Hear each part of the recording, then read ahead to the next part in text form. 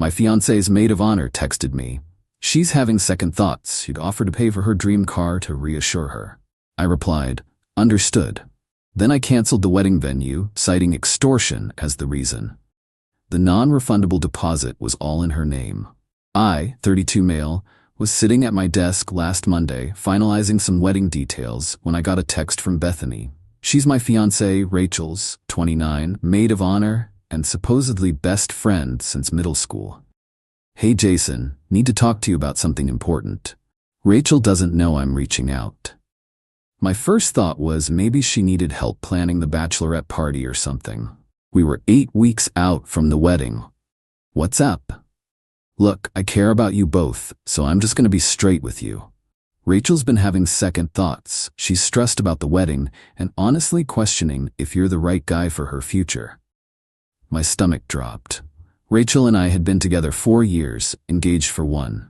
Everything seemed fine. We'd literally gone cake tasting 2 days ago. Second thoughts about what exactly? She feels like you're not really committed to building the life she wants. Like, she mentioned you still drive that old Camry and live in a basic apartment. She needs to know you can provide the lifestyle she deserves. I stared at my phone.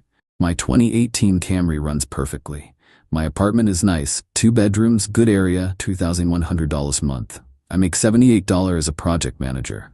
Not rich, but comfortable. What are you suggesting, Bethany? If you really love her, you should show it. She's always wanted a Mercedes C-Class. If you offered to buy her one as a pre-wedding gift, it would prove you're serious about giving her the life she wants.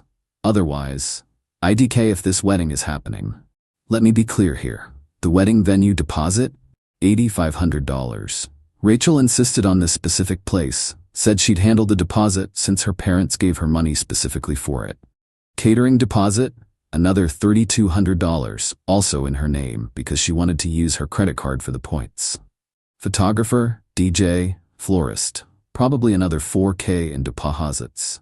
All in her name because she wanted to build her credit. So you're telling me if I don't buy her a $45,000 car, she's calling off the wedding? I'm trying to help you here, Jason. She's my best friend and I know what she needs. This would show her you're willing to invest in your future together. Understood. So you'll do it? I understand the situation perfectly. Then I hung up. Sat there for about 5 minutes, just processing. Then I called the venue. Hi, this is Jason Mitchell. I'm calling about the Mitchell-Coleman wedding scheduled for September 15th. Oh yes, how can I help you? I need to cancel the reservation. Oh no, is everything okay? Just so you know, the deposit is non-refundable at this point. I understand. The primary account holder will need to handle any deposit issues. Please list the cancellation reason as financial extortion concerns. Excuse me? That's the reason for cancellation. Financial extortion concerns. The bride can contact you directly about the deposit. Then I called the catering company. Same conversation. Then the photographer, the DJ, the florist, every single vendor. Cancellation reason, financial extortion concerns. Took me about an hour to cancel everything.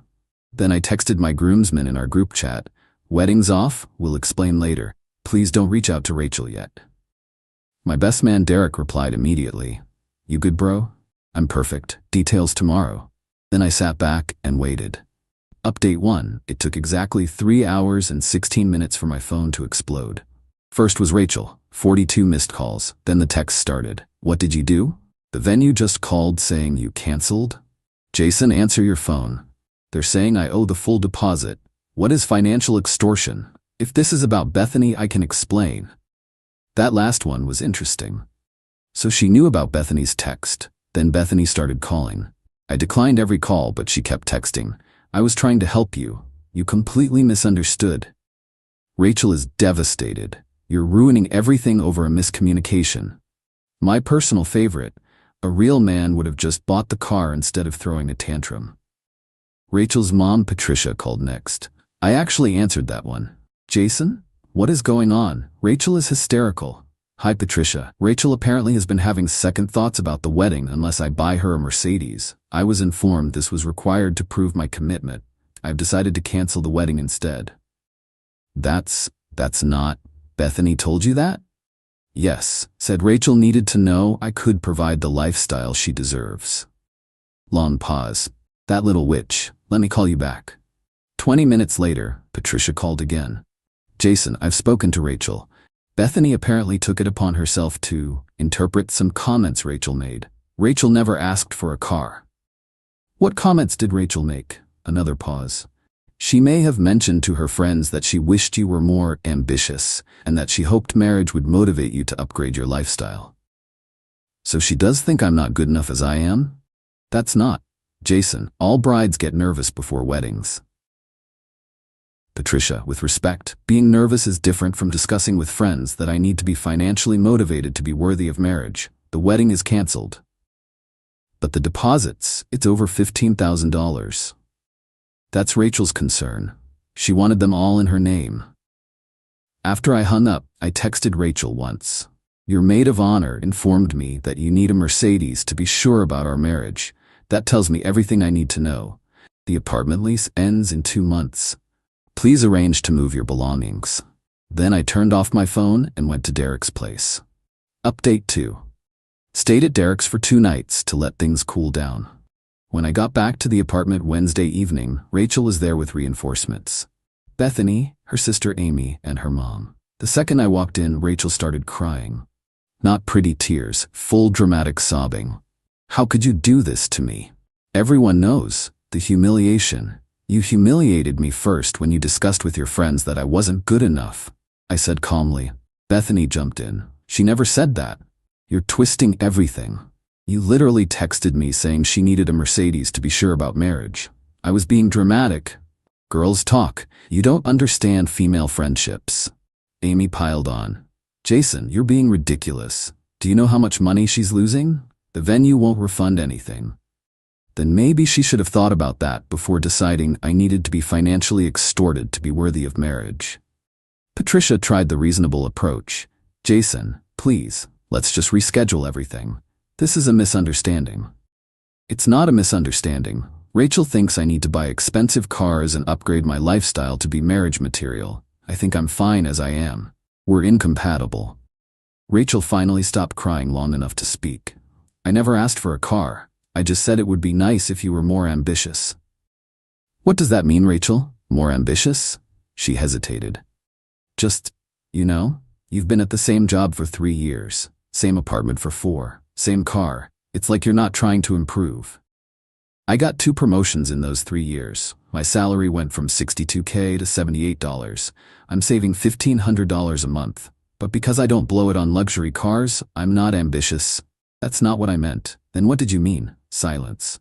Bethany tried again. Look, just buy the car and fix this. Be a man. I laughed. Actually laughed.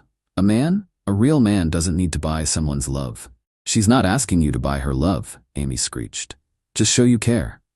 I was marrying her. That's how I was showing I cared. Then Rachel dropped the bomb. If you don't fix this, I'm suing you for the deposits. My lawyer says since you canceled everything, you're liable. Your lawyer? You've already contacted a lawyer? My cousin Brad. He says I have a case. Good luck with that. I have Bethany's texts explicitly stating I needed to buy you a car or the wedding was off. That's extortion. Hence why I listed it as the cancellation reason with every vendor. Everyone went quiet. You told everyone it was extortion? Rachel whispered. That's what it was. The next morning I woke up to find my car keyed. Deep scratch down the entire driver's side. No cameras in our parking area, so no proof, but I knew.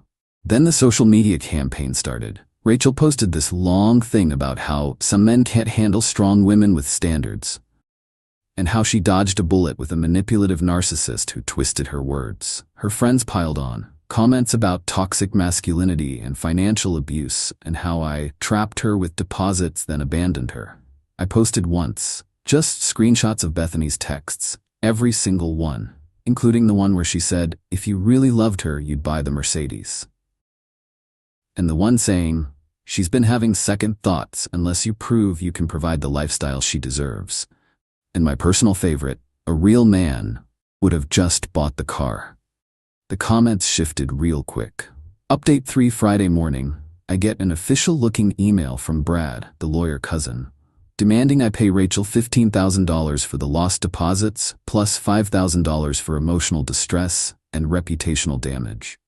I forwarded it to my buddy Tom, who's an actual lawyer, not a cousin who does real estate law like Brad.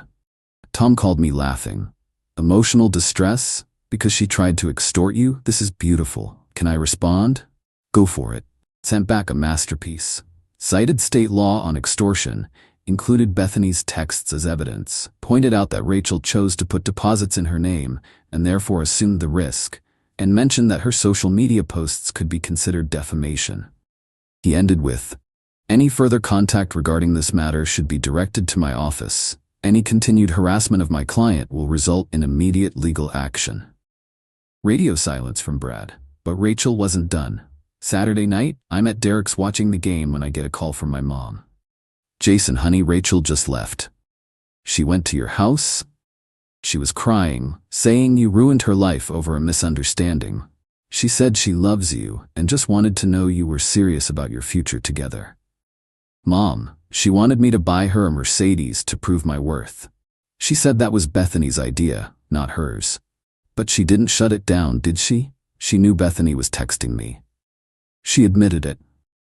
My mom sighed. "Your father and I have been married 35 years. You know what car I drove when we got married? A beat-up Honda with 150,000 miles. Because we were building a life together." "Exactly. I told her that. She said times are different now." "What did you say?" "I said love isn't different." Then I asked her to leave. Sunday, Rachel's dad Frank called me. Frank's always been a straight shooter. "Jason, I'm not calling to change your mind. I just want to understand what happened." I sent him the screenshots of Bethany's texts. He called back an hour later. "Jesus Christ, she really said that?" "Yeah. And Rachel knew? She admitted it when confronted." "I'm pulling my contribution to the wedding. All of it. That money was for my daughter to marry a good man, not to shake him down for a luxury car." "I appreciate that, Frank. You know I always liked you, Jason. You remind me of myself at your age. Work hard, save money, don't flash it around. That's how you build wealth. Thanks." Rachel? She got caught up in all that Instagram nonsense, comparing herself to her friends. Madison got a Tesla from her husband. Chloe got a Lexus. She felt left behind. So this was never about me. It was about keeping up with her friends. I'm afraid so. Monday morning, I get to work and there's HR waiting for me. "Jason, we've received some concerning messages about you through our company Facebook page." My stomach dropped. She showed me her screen. Someone had messaged my company claiming I was financially abusive and manipulative, and warned them about having someone like me in a management position. "This is clearly personal," HR said, "but we need to document it." "Do you know who might have sent this?" "My ex-fiancée or her friends. I called off our wedding last week." I showed her the text from Bethany. HR's eyes widened. "She tried to extort you for a car?" "Basically. We'll be keeping this on file in case there's any escalation, and we'll be responding that this appears to be a personal matter unrelated to your employment." That afternoon, Bethany showed up at my apartment. "We need to talk." "No, we don't. I'm trying to fix this." "You already did enough. Look, just buy her something. Not a Mercedes. Maybe like jewelry, a nice watch. Show her you care." "Bethany, do you not understand? It's not about the money. It's about the fact that she thinks I need to buy her affection." "That's not what this is." "Then what is it?" "It's about security. She needs to know you can provide." "I can provide. I make good money. I save. I invest. I'm just not flashy about it." "But how is she supposed to know that?" "By trusting me? By looking at my actions over 4 years? By having adult conversations about finances instead of sending her friend to shake me down?" She actually stomped her foot. Like a child. "You're impossible. You're throwing away something beautiful over pride." "I'm walking away from something transactional that was pretending to be love." She stormed off, but not before yelling loud enough for all the neighbors to hear. "She's better off without you. You'll die alone with your stupid Camry."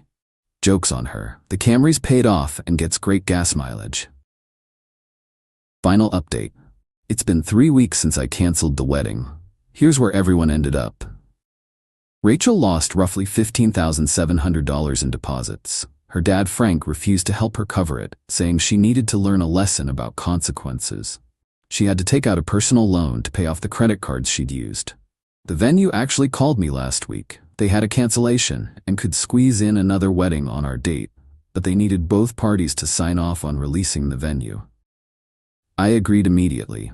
Rachel held out for 3 days trying to negotiate getting some of her deposit back. They gave her $500 of the $8,500.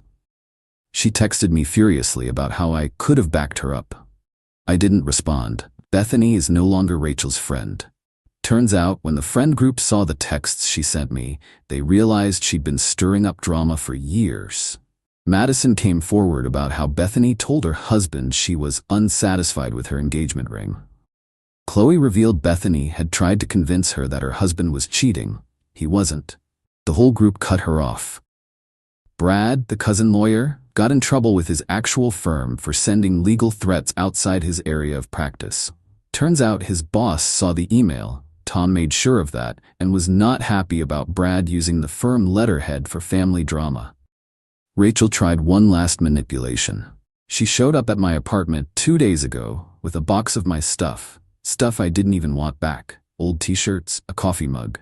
She was dressed up, full makeup, perfume I'd bought her for her birthday. I just wanted to return your things. Thanks, you can leave them there. Jason, can we talk? Really talk? About what? I messed up. I let Bethany get in my head. I let Instagram and comparing myself to others ruin what we had. Okay, I love you, not your money, not a car, you. If that were true, you would have shut Bethany down the second she suggested I needed to buy you a Mercedes. I was confused. Wedding planning is stressful. Rachel, you knew she was texting me. You admitted it. You let her do your dirty work so you could have plausible deniability. That's not true. Then why did your first text to me say, if this is about Bethany, I can explain? You knew exactly what she was doing. Silence. I thought if you bought the car, it would mean you really loved me. No. You thought if I bought the car, you could post pictures on Instagram to keep up with Madison and Chloe. She started crying. I'm going to be 30 next year. All my friends are married.